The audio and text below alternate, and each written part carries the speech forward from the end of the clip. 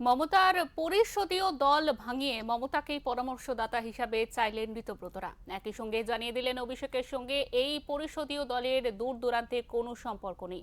সব মিলিয়ে তৃণমূলের আড়াআড়ি তৃণমূলের এক নাটকীয় সমাপতন। বুধবার সরকারিভাবে আত্মপ্রকাশ করল নতুন তৃণমূল। স্পিকারের বদান্যতায় তৃণমূলের বিক্ষুব্ধ শিবির পরিষদীয় দলের মর্যাদা পেল। বিরোধী দলনেতার চেয়ারে বসলেন ঋতব্রত বন্দ্যোপাধ্যায়। বিধানসভা নির্বাচনে তৃণমূলের ভরাডুবির ঠিক 1 মাসের মাথায় আনুষ্ঠানিক ভাঙন ধরল তৃণমূলে। বিদ্রোহী শিবিরের 3 সহকারী দলনেতার তালিকায় যারা ঠাঁই পেলেন তাদের নাম ঘোষণা করলেন স্বয়ং বিরোধী দলনেতা ঋতব্রত বন্দ্যোপাধ্যায়। রঘুনাথগঞ্জের জনপ্রিয় বিধায়ক আখরুজ্জামান, তিনি চিফ হুইপের দায়িত্ব পালন করবেন এবং ডেপুটি লিডার হিসেবে 4 জনকে আমরা ঠিক করেছি, তারা ডেপুটি লিডারের ভূমিকা পালন করবেন।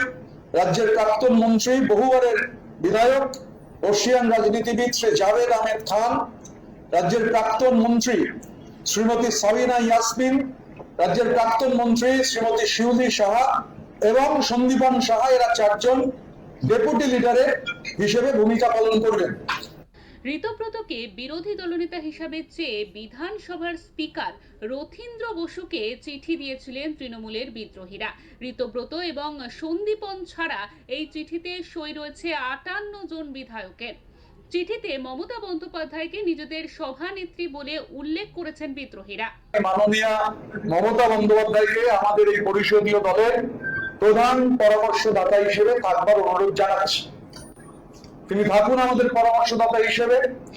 আমরা নিশ্চিতভাবে তার পরামর্শ পেলে আমরা গঠনমূলক এবং সদর্থক বিরোধী ভূমিকা ভালোভাবে পালন করতে পারবো, এ নিয়ে কোনো সংশয় নেই। তৃণমূল নেত্রী মমতা বন্দ্যোপাধ্যায়কে পরামর্শদাতা হওয়ার আবেদন জানালেও অভিষেক সম্পর্কে বিদ্রোহী তৃণমূল বিধায়কদের মনোভাব পাল্টাচ্ছে না। তা ফের এদিন বিধানসভায় সাংবাদিক সম্মেলনে স্পষ্ট করে দিলেন ঋতব্রতরা।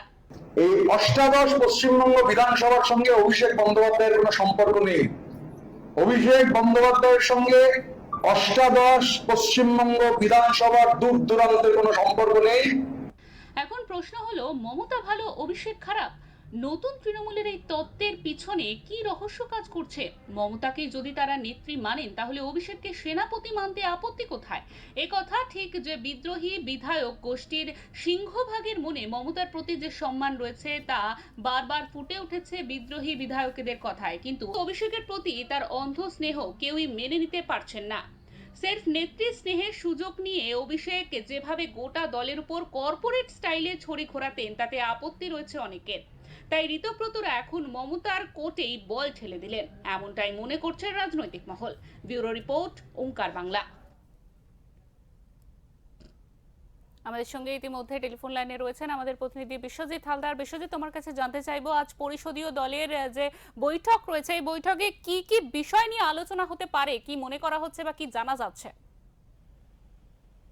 দেখো, বুধবার দিনকে তৃণমূল কংগ্রেসের যে বিদ্রোহী যে শিবির বা ঋতব্রত বন্দ্যোপাধ্যায়ের যে শিবির, সেই শিবিরটা কিন্তু কালকে বুধবার দিনকে তার স্পিকারের কাছে তাদের যে আবেদন জমা দিয়েছেন এবং বিরোধী দলনেতা হিসাবে ঋতব্রত বন্দ্যোপাধ্যায় কালকে তিনি নির্বাচিত হয়েছেন এবং কালকের যে তৃণমূলের 58 জন যে বিধায়ক যারা বিরোধী দলের তকমা পেয়েছেন, তারা বুধবার দিন আত্মপ্রকাশ করেছে এবং তারা বৃহস্পতিবার দিন তারা যে বৈঠক ডেকেছে সেই বৈঠকে কার্যত যেহেতু তারা এই প্রথম তাদের এই বৈঠকে 58 জন উপস্থিত থাকবেন বলে তারা অন্তত আশা করছেন, যারা ঋতব্রত বন্দ্যোপাধ্যায় আশা করছেন যে থাকবেন। এবারে আলোচনার বিষয় যেটা আলোচনা হবে, যেহেতু এই প্রথম তারা 58 জন বিধায়ক তারা দীর্ঘ টানাপোড়েনের পর তারা বিরোধী দল হিসেবে সম্মতি পেয়েছে, তাদের এই বৈঠকে তারা কার্যত ঠিক করবেন। কারণ 18 তারিখ কিন্তু রাজ্যের যে বাজেট অধিবেশন রয়েছে সেই বাজেট অধিবেশনের আগে এই পরিষদীয় দল সরকারের বিরুদ্ধে তারা কিভাবে পদক্ষেপ নেবে, তার বিরোধিতা কিভাবে হবে, মানে কোন কোন ইস্যুতে তারা সরকার শিবিরকে তারা সমালোচনার মুখে ফেলবে, এ সমস্ত বিষয় নিয়ে বা পরবর্তী পদক্ষেপ কি হবে সে সমস্ত বিষয় নিয়ে কিন্তু আজকের এই পরিষদীয় দলের বৈঠকে আলোচনা হতে পারে। শিল্পা, একদমই বিশ্বজিৎ, তোমাকে অনেক ধন্যবাদ।